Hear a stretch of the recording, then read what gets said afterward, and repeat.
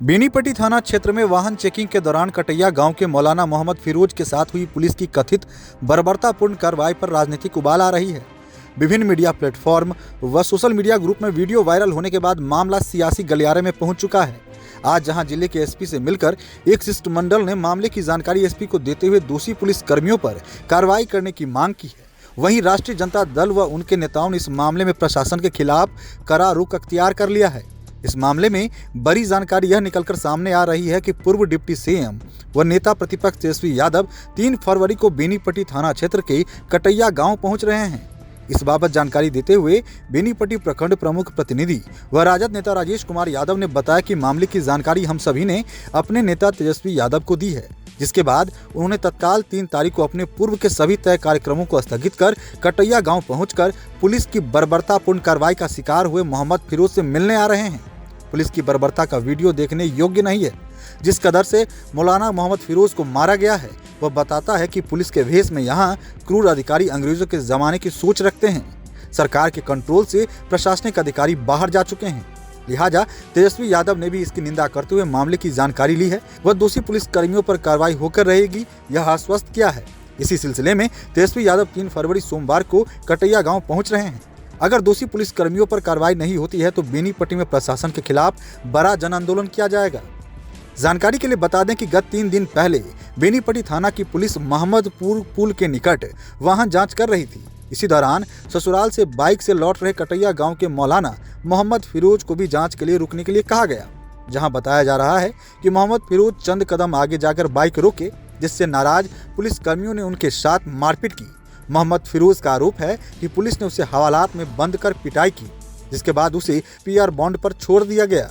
वहीं इस मामले में मोहम्मद फिरोज के परिजनों का आरोप है कि पुलिस ने इस कदर उनकी पिटाई कर दी थी कि उनकी हालत बद से बदतर हो चुकी थी। लिहाजा उन्हें इलाज के लिए मधुबनी सदर अस्पताल ले जाना पड़ा, जहां से चिकित्सकों ने उनकी गंभीर हालत देखते हुए दरभंगा रेफर कर दिया, जहां से यह मामला अब तूल पकड़ता हुआ दिखाई दे रहा है। देखिए इस मामले में तेजस्वी यादव के बेनीपट्टी थाना क्षेत्र के कटैया गांव में आगमन को लेकर राजद नेता राजेश यादव क्या कुछ बता रहे हैं। साथ ही इस वीडियो के बाद आप मोहम्मद फिरोज का भी बयान सुन पाएंगे, जो कि पुलिस पर क्या कुछ आरोप लगा रहे हैं। जैसा कि बेनीपट्टी के समस्त लोगों ने जाना कि जिस प्रकार से पुलिस का जुल्म सितम यहाँ बढ़ते जा रहा है और जिस प्रकार से कटैया के हमारे मौलवी साहब फिरोज साहब को वाहन चेकिंग के दौरान अवैध उगाही के नियत से या फिर प्रताड़ित करने के नियत से पुलिस द्वारा मारपीट की गई है, वो असहनीय है। और इस तरह से यही पता चलता है कि जो सरकार का प्रशासन पर पकड़ है वो समाप्त होते जा रहा है। प्रशासन एक तरह से नंगा नाच कर रही है।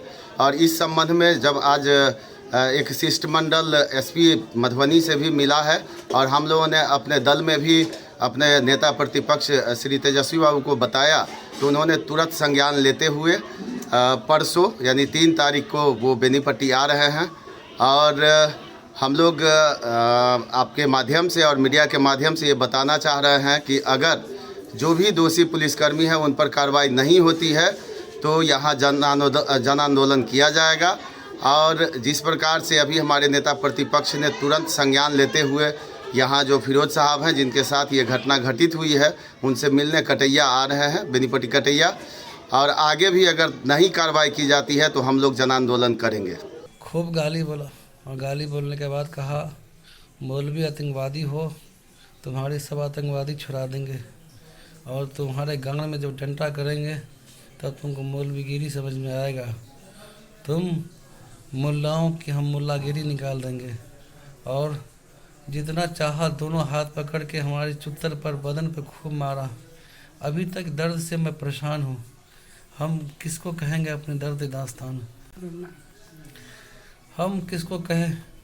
हमको कल से बेचैनी आ गई है। हमारे आँख से इतना मारा कि हमको रोना नहीं जा रहा था। तो कहता था भोसड़ी वाले तुम्हारे आँख से तुम रोआ नहीं जा रहा है, तुमको ऐसा नहीं रोने लग छोड़ेंगे नहीं। कल से न मुझे खाया जा रहा है, न पिया जा रहा है, न नींद आ रही है। ज़िंदगी में कभी मैं मार नहीं खाया, लेकिन मैं रिक्वेस्ट किया सर मुझे छोड़ दीजिए। मैं बहुत रिक्वेस्ट किया, लेकिन डीएसपी और उस चौकीदार या जो रंजीत ने मुझे हरगिज नहीं छोड़ा। जब जब आता था एक फाइट एक मुक्का मार के दोनों जाते थे। मैं कल सुबह अपने ससुराल सुनई से कटैया की ओर आ रहा था, तब रास्ते में मोहम्मदपुर पुल पर गाड़ी चेकिंग हो रही थी। खूब धुनी लगा हुआ था, हम पहचाने नहीं, लेकिन गाड़ी रोकने के लिए कहा गया रोके, लेकिन आगे थोड़ा सा बढ़ा दिए। उसी पर हमारी गाड़ी पर एक डंडा मारा पुलिस वाला, और फिर मारने के बाद जब हम बोले क्यों मारते हैं तो हमें भी खूब मारा, लाठी मारा और हम बेहोश हो गए। तब कुछ देर के बाद जब हमको होश आया तो हम देखे कि पुलिस की गाड़ी में हम बैठे हुए हैं। हम फिर कहे कि हमको एक कॉल बात करा दीजिए, अपने घर पे कह देते हैं। कहा कि माधर चौथ तुमको हम बात नहीं करने देंगे, तुमको तो थाने में उठुकाई करेंगे कि तुम्हारी नानी याद आ जाएगी। बहुत गाली बोला, जितना गाली नहीं बोलना था सब बोला। फिर हमको घर थाने में ला करके लॉकर में बंद कर दिया। 15-20 मिनट के बाद डीएसपी साहब आए और खूब हमको मारा। जब मारने के बाद हवलदार को बुला करके कहा इसके गांड पर लाठी से मारो, जितना मारना है मारो। तो 1-2 आदमी पकड़ करके एक हवलदार खूब मारा, जितना हो सका मारा।